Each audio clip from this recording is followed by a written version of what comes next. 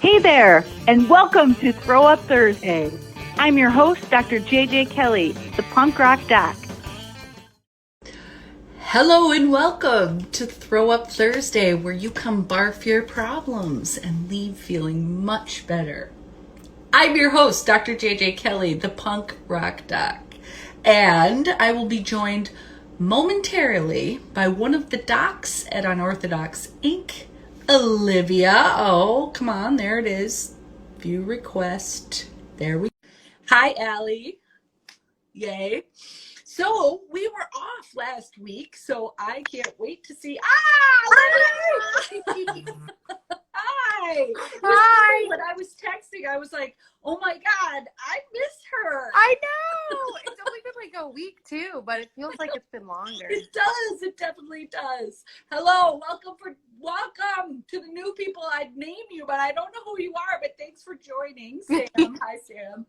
Do you know who those people are? No. Your nails are different again? I know. Oh my God, you are on the nail train.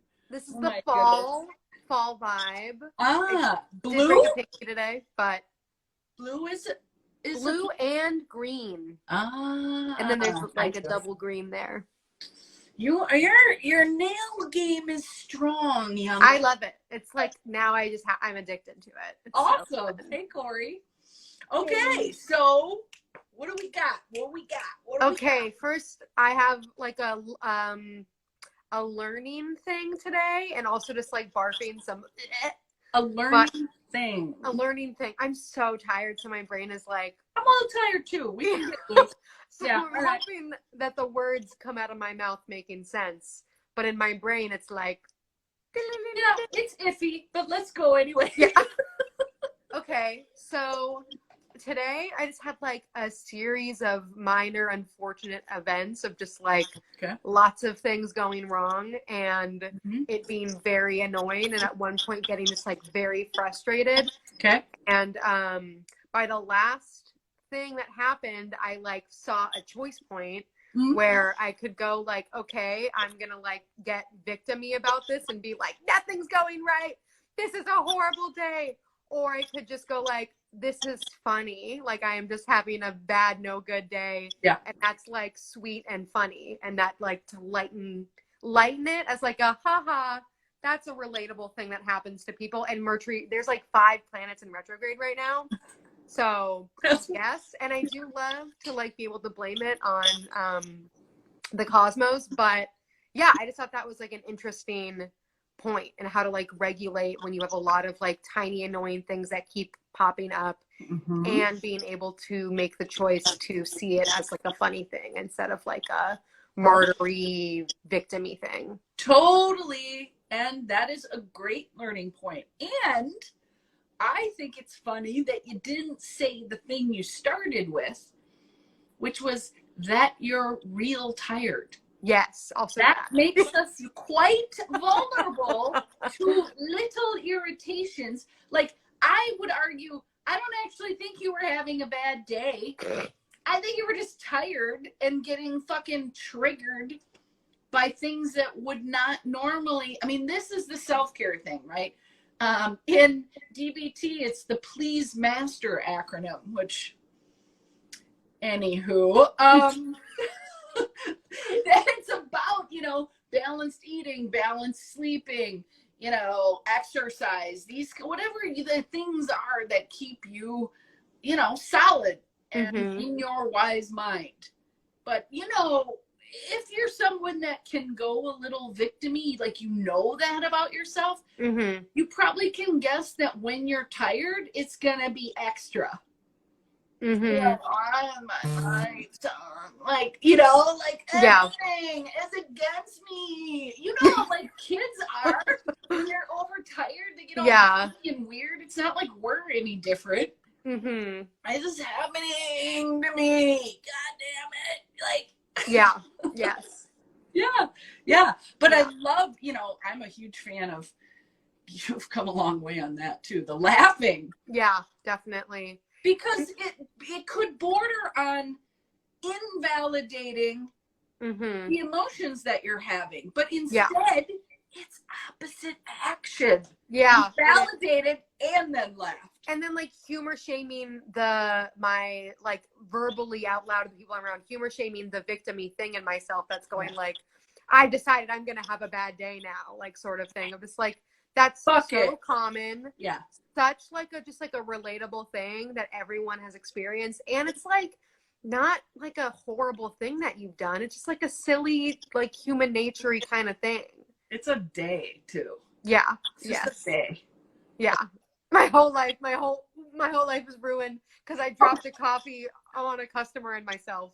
Actually, not the customer, but I did drop a whole cup of coffee on myself. That like that extrapolating, that generalization, everything sucks, my whole life sucks. Like when it gets to my whole life sucks, you want to check. Yeah. Things like the self-care things like, are you hungry? Are you really tired? Are you dehydrated? Probably, by the way. Yeah. You know what? Just don't even ask, oh, am I dehydrated? Just go drink a big thing of water and assess it like 10 minutes later. We're all dehydrated probably all the time. So go wash it down with some water. It's never like a bad idea to drink. I'm never like, fuck, I wish I didn't drink that cup of water. Oh, I drank that whole thing of water. I can't, you know, like, yes. Love it. Yeah, totally relevant. Thank you. Yes. Yeah. All right. Okay. All right. Okay, I have a question. Okay. Jesus, I can do it. Fucking Throw Up Thursday's taking it out of me.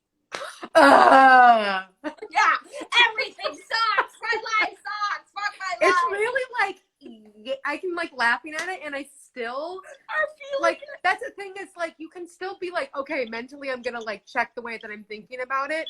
And that doesn't make all of the like physical manifestations of like feeling frustrated and just being like aggy and whatever still there. And I'm able to cope with those feelings and it helps me manage that. It doesn't make it go away, but I can manage it by laughing at it. So it's more of like sitting with myself, having a bad day or whatever, being my own friend through it. But it's still like, I still feel like frustrated and aggy. And like, remember what, that's the Pelon family favorite. Remember what we call that? Gang gang? Yes! Yeah. You're staving off the gang though by laughing. It's like right there, I'm about to have gang. This made up word of all the vocabulary that we have at Unorthodox Inc. that nobody else really understands because it's ridiculous. But it's one of those words that when you hear it, you go like, oh, I know what that is. Totally. Yeah. Totally. So shout out to the Pelon family on that one. Okay, cool. I got a question from Allie's friend. Okay, great. Okay. They say, I recently broke up with my girlfriend of 11 years. I moved out. Whoa. Intense. We adopted a cat and dog together. We've been co-parenting the pets by alternating weeks, but now I heard she wants to move to Nevada and says she wants to take the pets. Part of me is pissed and wants to fight her on taking them.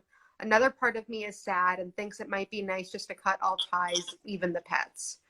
I don't know what I want to do or how to talk to her. Things are still tense. How can I figure out what is real and what's just emotion for me before deciding? Oh my God. And if I want to keep the pets, how do I talk to her about that? My God, that's so multi-layered. Well, the first thing that comes to mind is how it looks.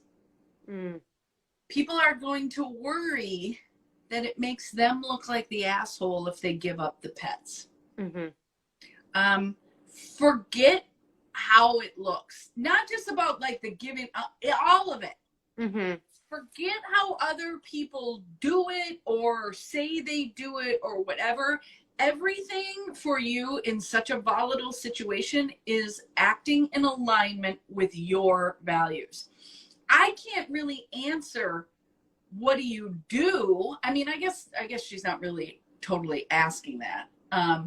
But I am getting that pull, like, don't we want somebody to be like, do this. Yeah. Don't we? Like, I don't know what am I going to regret it if the pets go away? Am I going to regret it if they stay? Like, pets are hard. Pets are hard. And I love that they were co-parenting. That's cool. That's hard too. To be the pain of the ex right there. Yeah. So you are going to have to act in a lot. Try to ask yourself, like, start to picture what your life is going to be parenting 2 pets on your own. Like, do you want that? Like, would you get pets now as a single person? You might want to try that one. How do you talk to your ex if you want to keep or not? Like, whatever. That's back to the deer. You describe the situation, you express how you think and feel about it, and then it's the actual ask and say no. No! Don't do it is not what we do here. That is your idea. That must be Hadley. You have 9. Yeah, that's got to be. Oh, mine. Oh, that is so funny. Oh my god. Okay. Yeah, we're not telling anybody what to do. Cause, dude, we want to tell somebody to keep pets and then they keep them and then it sucks. Like, no, it's not for anyone to tell anybody what to do. That is such a deeply personal decision. Okay, D, describe, express, then it's the actual ask or say no, the assert, and then the reinforce. So if you wanted to keep you want to try it? The deer? Sure. Yeah. Okay. So D is, we have these 2 pets and now you are moving to Nevada. I guess I'll choose to keep the pets for the ask. So emotion is, I feel like sad and frustrated. It makes me think that you are not considering my relationship with the pets to take them. Careful there, but yeah. Okay, let me do that again. I feel sad and frustrated. The ask. Just go to the ask. I feel sad and frustrated. I would like to keep the pets. Ooh, you'd like to keep the pets would be back at the E. Would that be at the E or would that be at the? Because I say I would like to keep the pets, right? So the A would be, can I keep the pets? Or would it be I'm keeping the pets? It's tricky because because you want to punch it up to be the most direct, the most potent and concise way to ask, the least amount of words. Can I? We generally don't use that. I know this is not news to you, but we generally don't use that because it suggests ability. However, this one has a little bit of that in it. But if we were to punch it up the most, go ahead. Well, I mean, because I get confused. The will you and the can, are those the same, or is the will you better? No, the will you's better, but it kind of doesn't work in this. Yeah. I mean, you could say, will you let me keep the pets? Yeah. Please let me keep the pets is probably the most punchy, potent, and concise. But will you leave them with me is how one would say it in real life. And then the reinforce is what? Thank you. Yeah, totally. I'd appreciate it. It could be, if you're going to describe positive outcome, I mean, maybe there's some reason that them staying in the area is better, or what in the fuck, dude? That's my house phone, sorry. Oh, you can hear Ethan on the voice. Oh, sweet thing.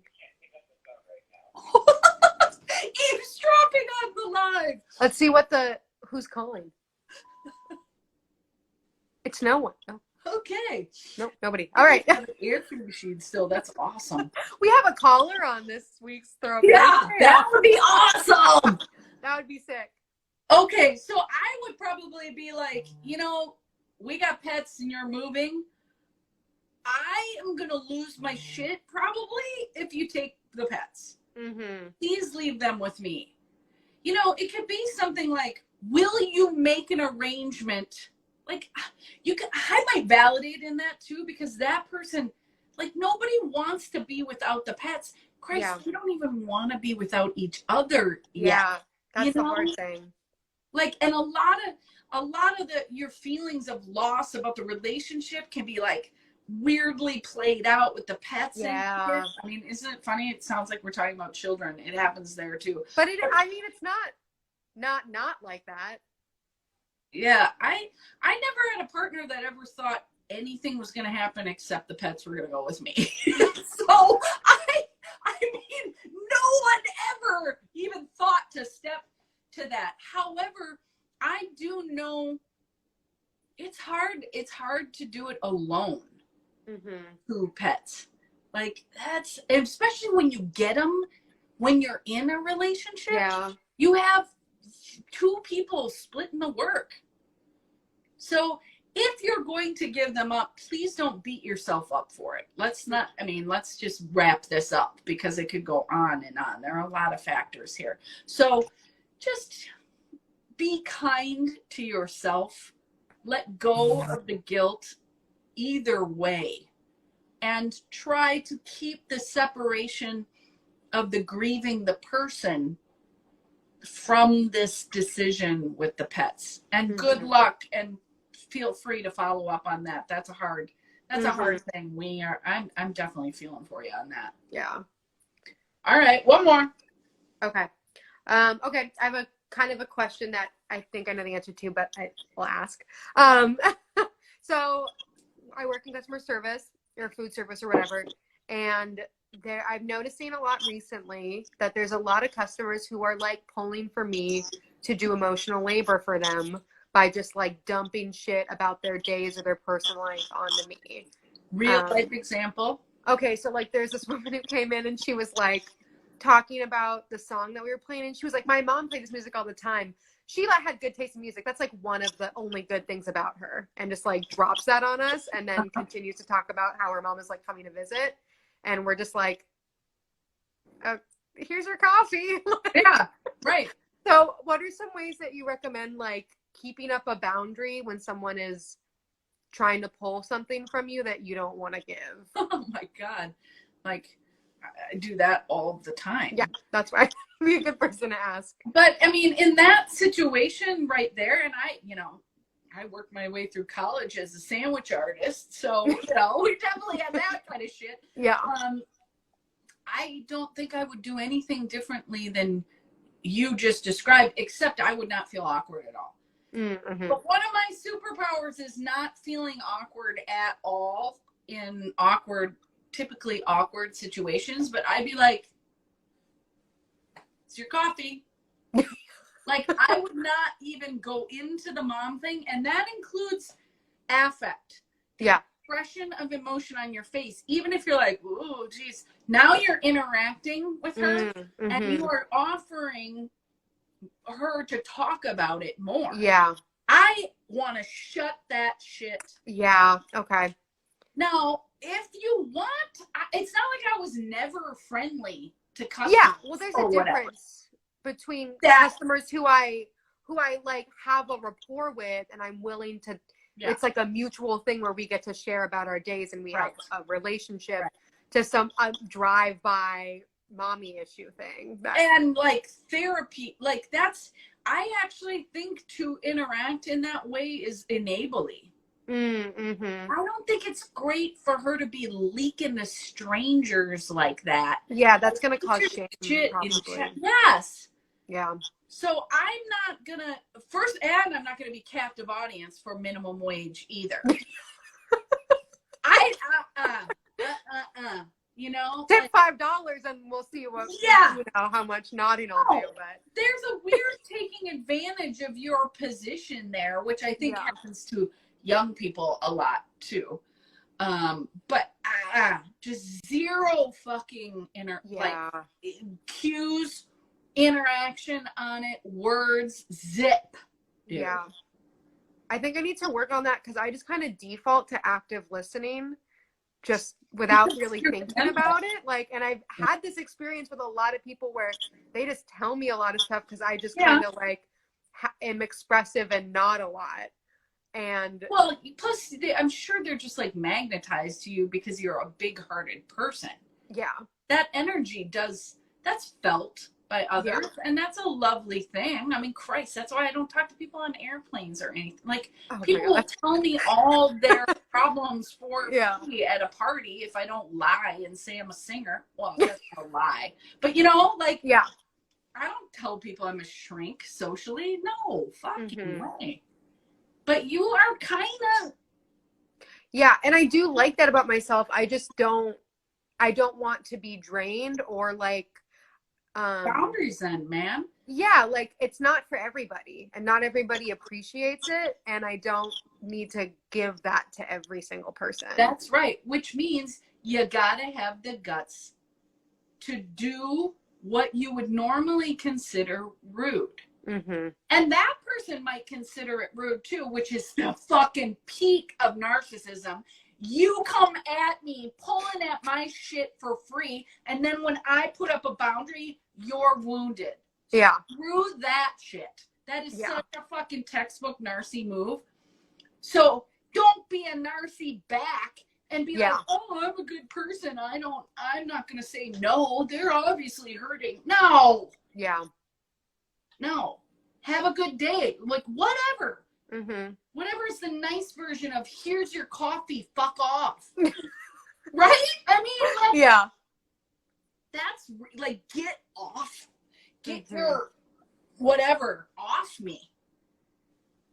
There was an anxiety dump, There was a woman today who was just like ranting in the store for a really long time, and then I just was like, started wiping the counters, like turning my back to her and just being like, I'm making this the cleanest store that has ever existed. Totally. That's a great move. Get really busy. Yeah. I'm so sorry. I need to count every bean in this tin, actually. Sorry, not sorry, though. Yeah. Like, yeah. And that's the thing. Like, a lot of times those people that are just like leaking all over you, they don't have a sense of boundaries or responsibility anyway. So normal, like, hints aren't don't work. Go. Yeah. They ignore and bulldoze hints that socially conscious, not self-involved people would normally take. So you gotta go a little harder than that. And that doesn't have to mean like you're a dick. It could be like, I have things I need to do here, so good luck with your mom. Yeah. Could be something like that. And I would just love if you knew you could say that. I think I could. I know you could. I mean, I'd pay money to that show. Like, I want to see that, because if you didn't like shame spiral in a narcy way, you would feel proud of yourself for that kind of boundary setting. Because you clearly know what's going on there. You're being used. Yeah. And you don't like it. You ought to not like it. No. It is so icky. It's also like, you didn't even tip. Like, I know. Give me $1 at least. Jesus. Those folks never do. And yeah, I just like, wow, what goes on? I know that you're like not we're not on the same page of like decency.